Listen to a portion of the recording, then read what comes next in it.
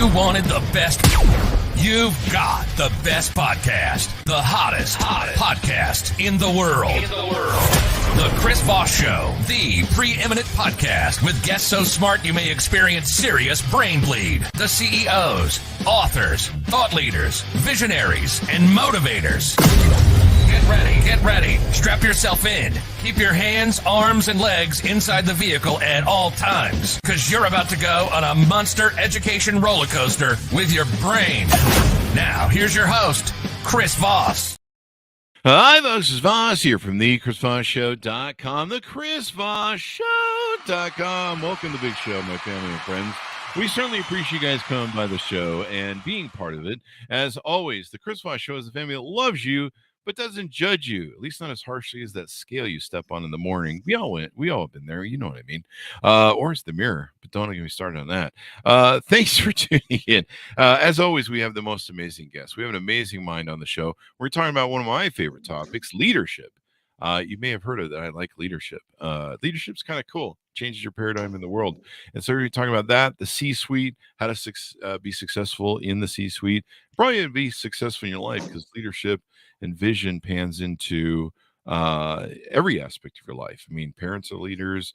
You're probably a leader. It's not about job title. You don't have to be a big CEO, Elon Musk, to be a leader. It's kind of funny how people do that. They're like, I'm not a leader, Chris. I'm just a manager. I work the front line. No, you can be a leader anywhere. You just have to take charge and lead. So there you go. We'll be talking about the amazing insights of his amazing book. But in the meantime, that's our setup for the shaming and guilting. Please refer the show to your family, friends, and relatives. Please, for the love of God, please do it. No, I'm just kidding. Go to, iTunes.com /Chris Voss, 5-star review. Go to goodreads.com /Chris Voss, youtube.com /Chris Voss, linkedin.com /Chris Voss. Subscribe to the big LinkedIn newsletter. And hey, we're starting to get cool over there. We're getting traction on TikTok with some of the new AI systems we use to cut up the content. Go to Chris Voss 1 on TikTok and the Chris Voss Show podcast on TikTok. It's kind of cool what AI is doing, man. It's changing the world. He is the author of the amazing book that has been on Amazon since November 3rd, 2020. The book is entitled C-Suite and Beyond, the 4 Keys to Leadership Success. Tom Kereszti is joining us on the show. Did I get that right, Tom? Perfect. There you go.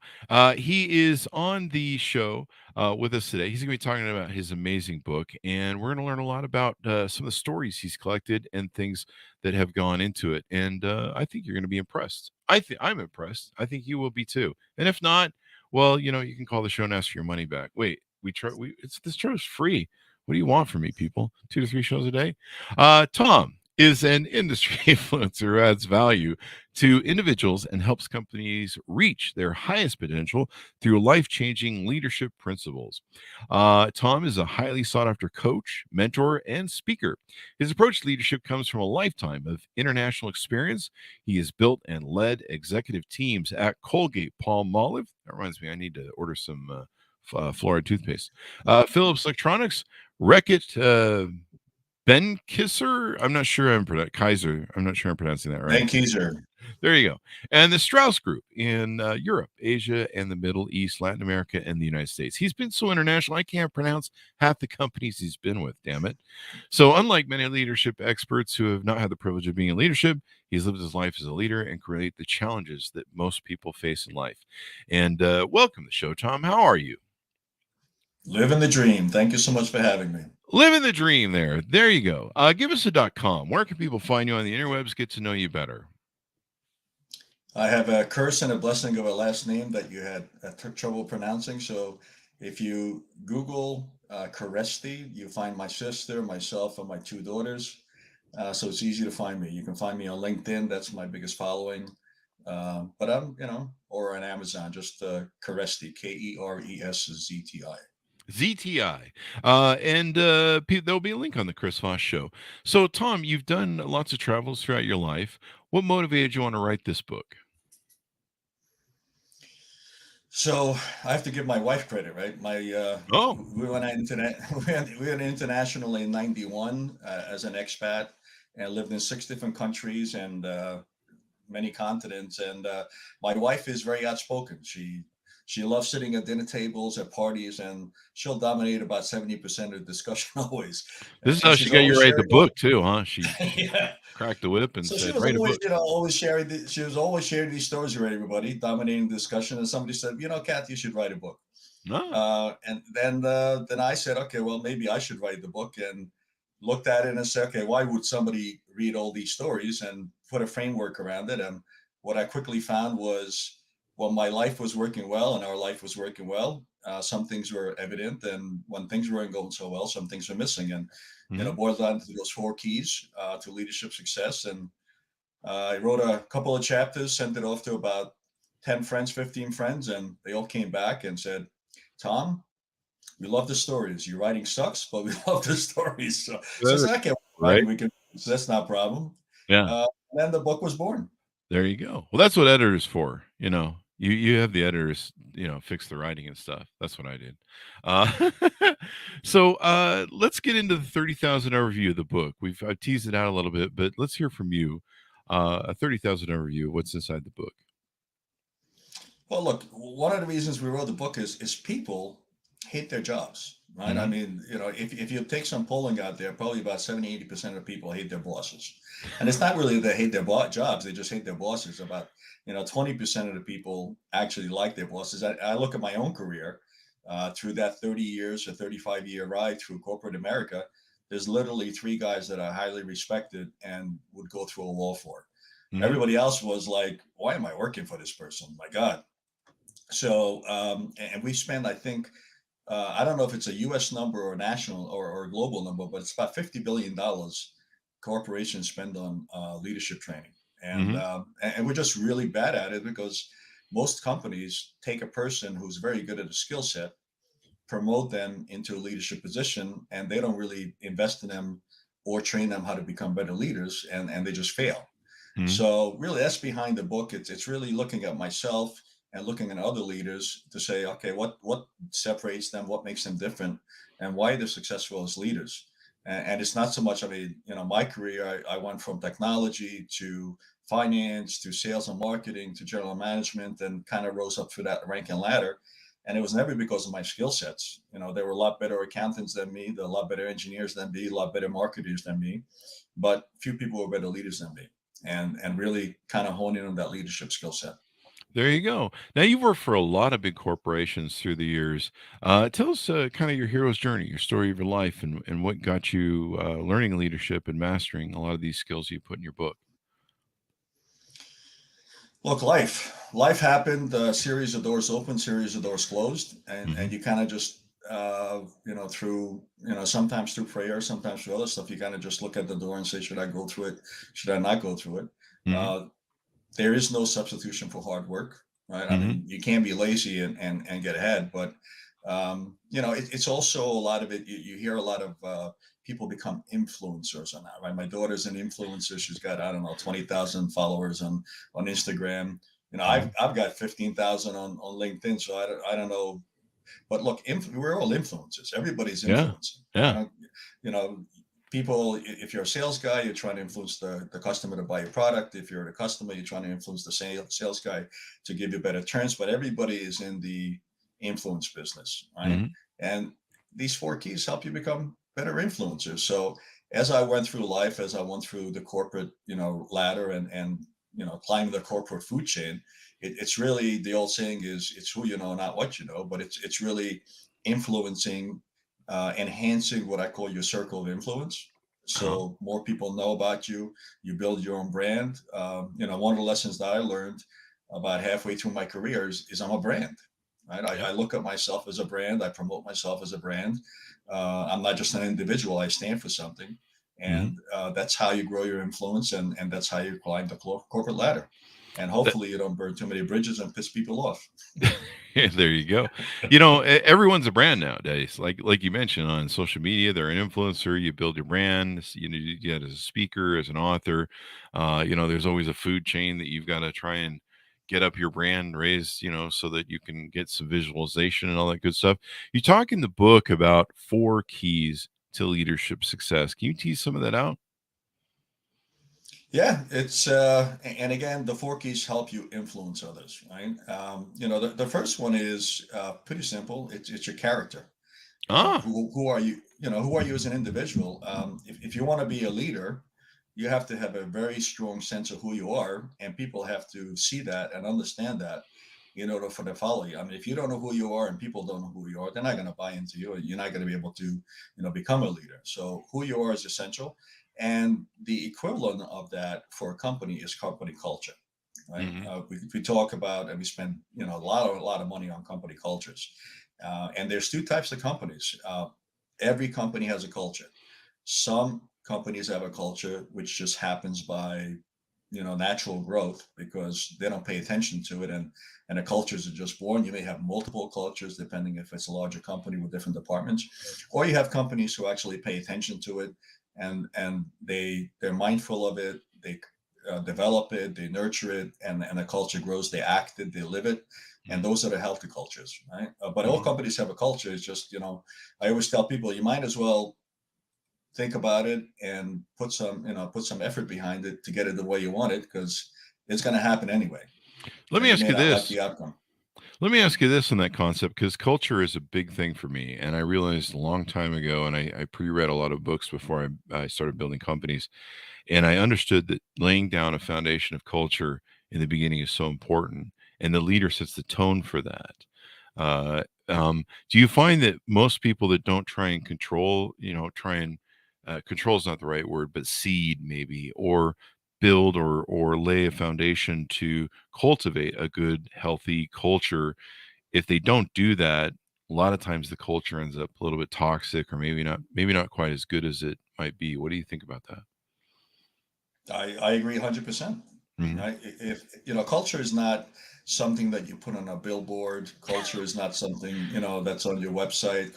You know, I say in a healthy environment, in a healthy culture, Hmm.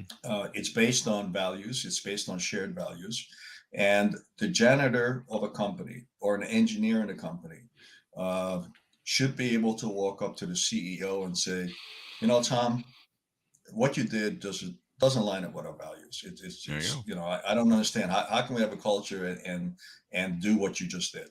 It makes no sense, right? And in many companies, majority of companies, the people who are ahead of the companies are just too full of themselves. They can't take that feedback, right? And they and they should be able to take that feedback because they're the head of the fish. If they're not living a culture, how could they possibly expect everybody else in the organization to live the culture? There Then you it's go. just a bunch of bullshit.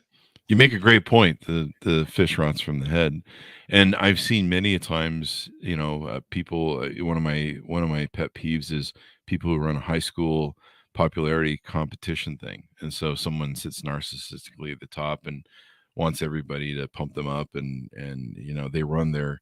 They don't run their system on merits. People who work the hardest, they run their system on who can kiss their ass the most and be popularity. That's one management thing I hate. And the leader really sets the tone at the top. You bring up a good point, or someone actually, Matthew Fulton is calling on the show. Thanks, Matthew. People want to connect to the person, not the company. And you were talking earlier about how even though you're in a company, you still have your brand inside that company. And let me flush it out and make sure I understand you correctly. So there's times I've gone to a place that I don't like. Like I'm not a big fan of Walmart's new forced self checkouts, and I'm kind of a jerk, and I go and ask for a checker, and which they in my store they're like gone, but I demand one. And I remember being pissed off about it because I don't like it. I don't, if you want to pay me why don't you just pay me to restock your shelves too while I'm at it, other than bag my own groceries. But the guy came out, the cashier came out, and he was friendly, and he goes, how's your day going? He goes, what's your hat about? What's that about? And he was like really super nice to me. And it made my experience totally flip from a very negative one to a very positive one. And is that an example of a guy who is one of those people like Matthew's talking about, where you can connect to a person who's a great brand inside of your company and is going to help change customers' perception of you? Well, you're only as strong as your weakest link, right? Ah. So that's a great example where you actually have an interface between a customer and an Mm. employee, and it's a positive one. And if that employee hasn't bought into the culture, hasn't, doesn't like their job. I mean, everybody should be passionate and love going to work every day, Mm. right? They should love their job. If you're miserable, that comes right across your face, and it comes across on your interactions with other people, whether you're a clerk in a Walmart or head sales guy or head purchasing guy. I mean, yeah, love what you do. If you're not loving what you do, life is too short. Go find something else to do. There you go. And that's probably a good reason to hire people who love what they do. And there's probably a lot of experiences I could cite that, I've had trouble with. I don't like a brand or I don't like the experience I'm having. And sometimes someone can jump in and you can tell they enjoy their job. They enjoy what they do.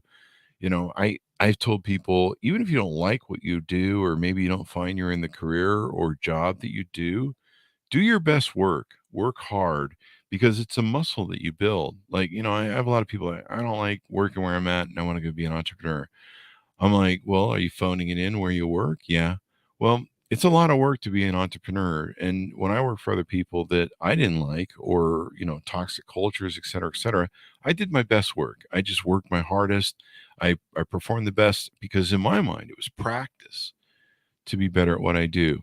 So you talk about the four keys: who you are, your vision, your strategy as a growth strategy, and the members of your team. What's the growth strategy that you want to plan for in the C-suite? How do you envision that and apply that? Well, look, everybody wants to be better than they were the day before. If you're a Not me. company, you want to have. Sorry, I had to get that in there. Yeah, well, at a certain age, you may say, okay, maybe I'm more Yeah, anxious I'm today at than the I was fuck it age. yesterday. So, but that's the idea in life. I want to be better tomorrow. I mean, Yeah. I like to have 5 books out tomorrow instead of one. I want to be healthier tomorrow. I want to be more active tomorrow. So I want to continue to grow. So a healthy strategy, I believe, is a growth strategy. Hmm. Now, where people make a mistake is they skip aligning their strategy with their vision. And vision is extremely important. We kind of skipped over it. Every company, every individual should have a very simple vision statement for their life. One for my life is man of God, leader of men. So anytime I have to make any major decisions, I run it against that. I say, does it honor God and is it a leadership role? Hmm. And if it doesn't, I don't do it. If it does, then I probably do it. Right. So what you want to do, and healthy vision statements are really simple. Right. You take Okay. two athletic companies, Nike, we unleash human potential. Puma is we're the fastest brand on earth. Very different statements, both very successful companies, right? Hmm. Um, so make sure you have a clear vision statement that people can buy into, people can understand it. I love Coca-Cola. We refresh the world. Anybody who's associated with Coca-Cola knows it's about refreshment and it's about global distribution, right? So it's easy to buy into, it's easy to understand. Okay. So once you have that vision statement, then what you do is you build a strategy to continue to support and move along that line for that vision statement. And Hmm. where companies and people get in trouble is they build a strategy and they get distracted by the latest, shiny object. Oh, competition is doing this, the market is AI doing this, or whatever my it is. management is doing this, Hmm. and so you kind of get veered off. And one of the companies that I use as an example is Kodak.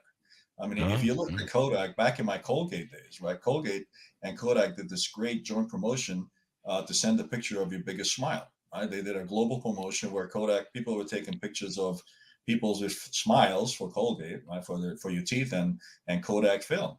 And Kodak was their mission statement or vision statement was to be the best imaging company in the world, hmm. and they just kind of lost of that whole you know area of what their vision was, and they thought they were a filmmaking manufacturing company. I mean, Yeah. with today's technology, if they just stuck to their vision to be the best imaging company in the world, where they could be, and they're just a formal fraction of themselves because they got distracted by the latest shiny object doing stupid things. Hmm.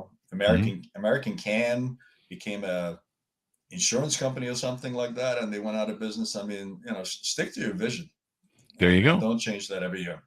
Let me ask you this. Do I need to, as a personal brand, do I need to have a vision or byline or motto? Like maybe I should make one, Chris Voss, sexiest man in the world, and I just put that on a shirt and wear it around the office, or I'm just being funny, but should you maybe you have as a personal brand, should you have a motto? Like I think ours is the Chris Voss Show, the family that loves you but doesn't judge you. I don't know, maybe. You should, right? Because like I said, anytime you come at a crossroads on doing that, that you and it could be a big one. It could be like one of the things that happened to me way back when, and my wife knows this, so it's no surprise to her. But I was doing I was a CEO of a large company, and we were doing an offsite meeting in I think it was Romania somewhere. So, we had a great event, and after the event, I got invited out for some of the folks to one of the local clubs, and we're dancing and having a great time, and headed back to the hotel, and in the hotel lobby, this one of the brand managers was kind of looking at me with puppy eyes, and I could have done two things there, right? I could have kind of gone with the invitation, or kind of run it against my vision statement and say, okay, if I'm a leader of men and a man of God, how's that honoring my family, even though Mhm. I'm thousands of miles away? And if I wake up in the morning, how do I face my management team or my leadership team? Am I really a leader, taking that choice? Mhm. So even little decisions like that, you run it against your vision statement, and helps you, it gives you clarity, There you go. and gives you a really quick answer of what you should do and what you shouldn't do. Mhm. And the book is filled with stories of leaders who've successfully led teams, inspirational quotes, lessons, and companies that got it right. You want to tease out any of the stories that you have packed in the book, or Oh, short there's a synopsises? million I don't want to make you read a there's a chapter. billion stories. No, no. I mean, uh, I'll use my wife again. I mean, one of the great stories I love in the beginning of this book is everybody sort of says, "Look, I'll become an influencer. I'll become a leader when I have the budgets, when I have the corner office, when I have the title." And I would encourage all your listeners to say, "Look, no matter where you are in your life, you can take a leadership role." And you said this yourself. And back in, most people remember where they were in 9/11. And in Hmm. 9/11, we were living in London. We were just outside of the Heathrow airport. And 9/11 happens, and Kathy's watching Sky News, and she's kind of distraught because, what's happening. And she sees all these people stranded at Heathrow Airport. So Hmm. she feels compelled to help. She's not in New York. We had a lot of friends in the fire department, 4 guys that we lost that we knew closely. And Kathy said, "Look, I got to do something. I don't know what it is." She got in a car. She went out to Terminal 4, which was the international terminal at that time, and just said, "How can I help?" And people were like, "Well, you know, all the hotel rooms are booked, so we're sleeping on the floors." Oh, wow.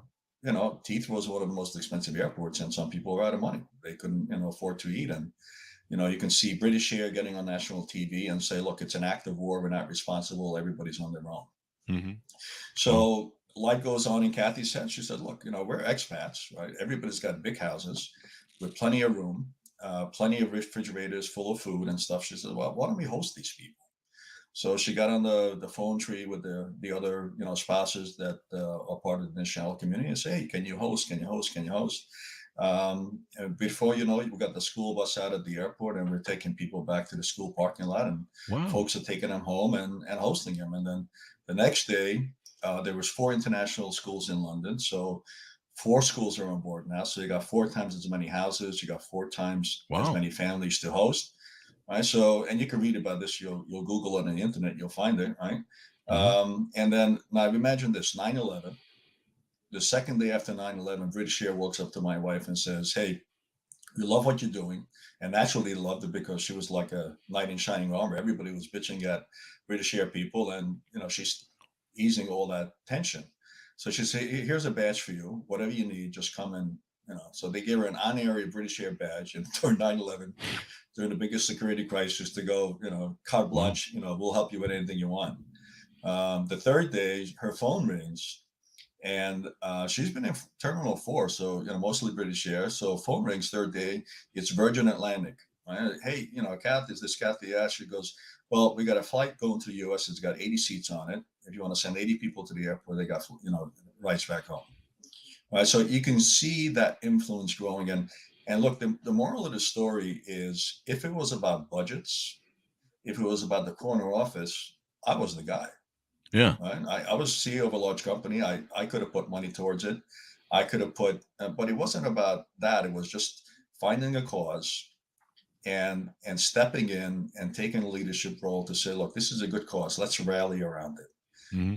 And let's build a team around it. And look, after the problem was gone, the team was gone. I mean, the team was disturbed. So, that's also a lesson for companies, is that when crisis happen, when things happen, it doesn't have to come from the top, right? If you have the right culture, you can have people just organize inside an organization, maybe a temporary team. A leader steps up and say, we got a problem. Let's Hmm. solve this problem. There Right? you And he go. could be an individual, like a guy in Walmart. Hmm. You got a problem. Yeah, I he have fixes the it for the capacity to customer and fix it. makes him happy. Yeah. Yeah, we see this a lot in the military too. The military, for the U.S. military, I should specify, has a really great thing where they teach everyone to lead. And so, if there's any point in the chain of command where there's a failure, your commander is missing, down, killed, in action, whatever the case may be, everyone can still take the lead and operate as a unit.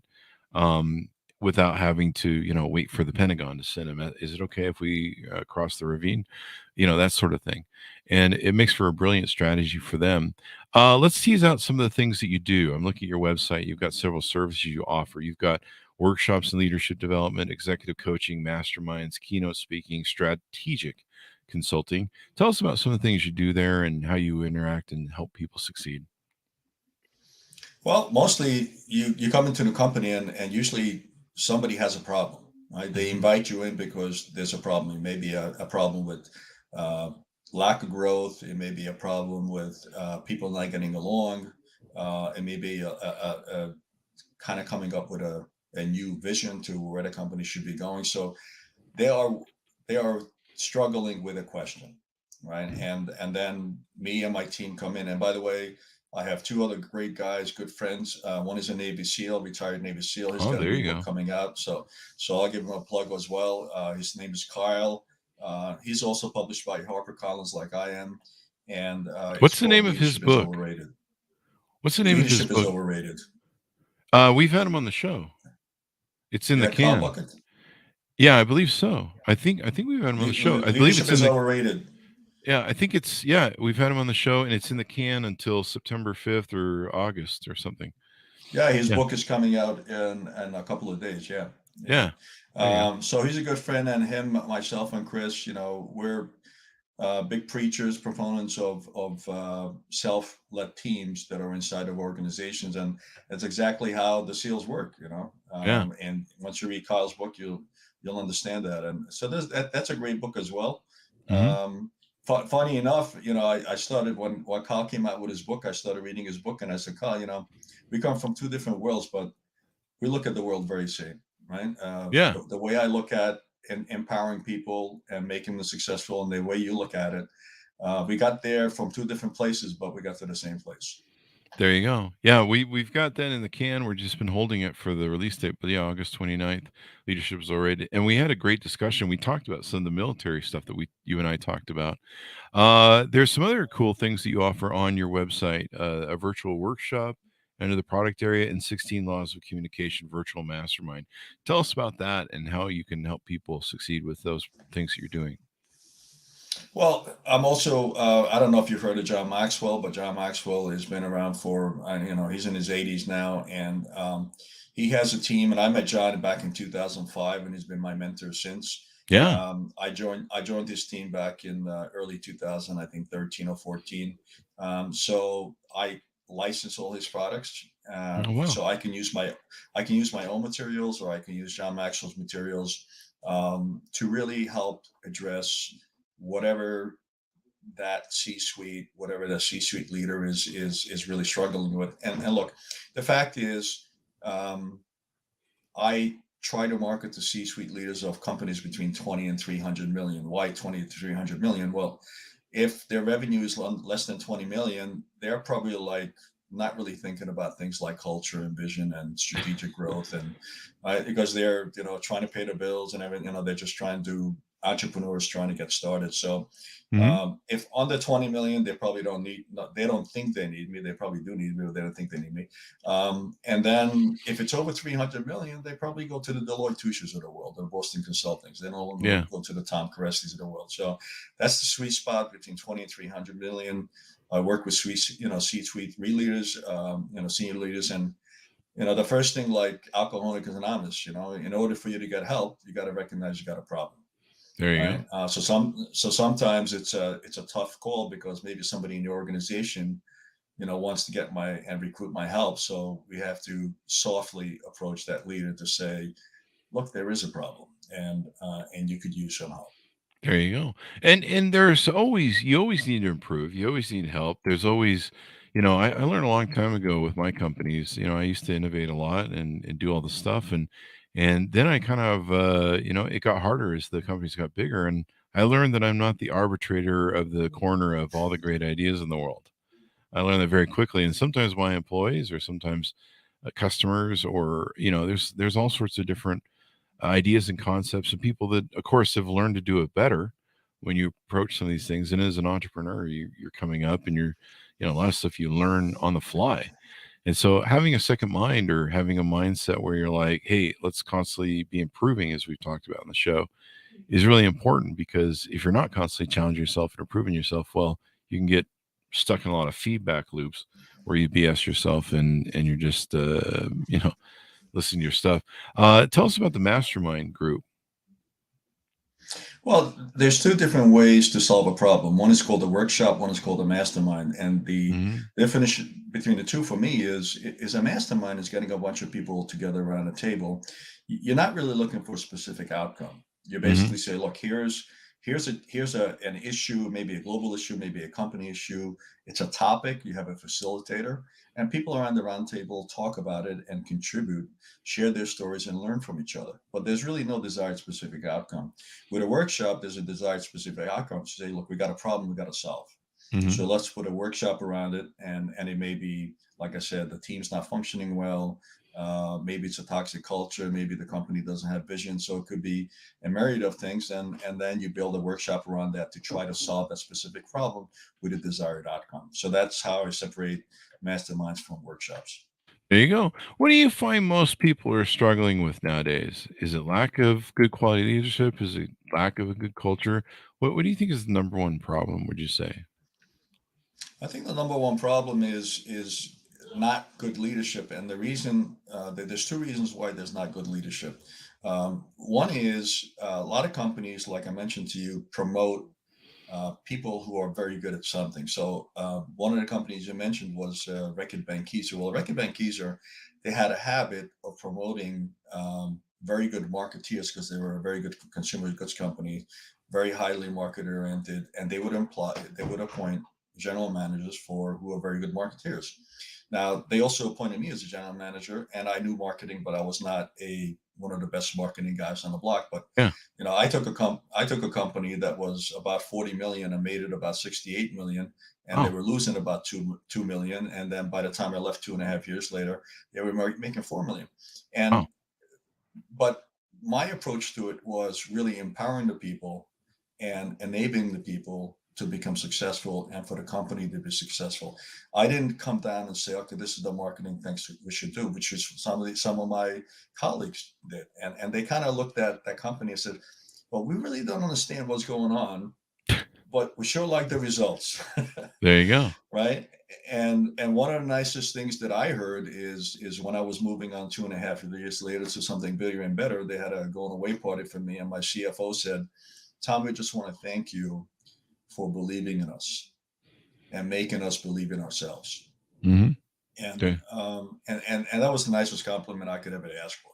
Right. There you go. And that's what it boils down to. You create a healthy environment as a servant leader for people to be successful. It's not about leadership about me calling the shots and is the highway to, and the highway or the my way. And unfortunately, a lot of leaders are so absorbed in themselves, and rightly so, because they went through the corporate ladder, they got many promotions, they were successful, so they really think it's all about them. And the Mm-hmm. second that recognize that it's not about you, Mm-hmm. but it's about something much bigger than you, that's the first step for becoming a better leader. There you go. Always improving. And then I guess we'll get a last plug in here. You have you're going to be a Live to Lead, half-day leadership development experience. You want to get a plug in for Yeah, that? Live to Lead. It's if you're in San Diego, stop by. We have limited seating. You could also watch it online. So if you just go to my website, pull down the Live to Lead tab. It's again, it's associated with the John Maxwell organization. This is something they do every year. They have 4 great keynotes this year. Every year they have some great keynotes, Yeah. and you'll learn how to become a better leader. So whether you watch it online or you come join us in person in San Diego, we'd love to have you. There you go. Should be fun. Well, people are going to learn a lot from your book and your experience and everything you've done in life. Give us your .com one more time so people can find you on the interwebs, please. You get to the same place, either my last name, which is Kereszti, KERESZTI.com, and you can just find me on LinkedIn. You can find me on Amazon, and it'll get you to leadershipdisciples.com, which is the host site. There you go. Tom, it's been wonderful, insightful to have you on the show, inspiring, and hopefully we can get some people to reach out and contact you and get to know you better. What's the best way to do that so people can get involved in what you do?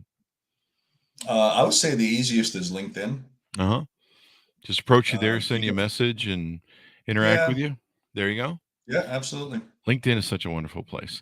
Tom, thank you very much for coming on the show. We really appreciate it. My pleasure. Thank you. There you go. And thanks to my audience for tuning in. We appreciate you as well. We appreciate all of you. Well, except for that one guy in the back. I don't know. The guy with the blue shirt there in the back. Oh, wait, I'm wearing a blue shirt. Anyway, I don't know what any of that means, but it sounded funny at the time in my head. Go to goodreads.com/Chris Voss, youtube.com/Chris Voss, LinkedIn.com/Chris Voss, and Chris Voss 1 on TikTok. We finally found an AI to cut up our content, put in really cool little pieces with all the stuff. So go over there and support the show. We certainly appreciate you guys. Thanks for tuning in. Be good to each other. Stay safe, and we'll see you guys next time. There you go. Off we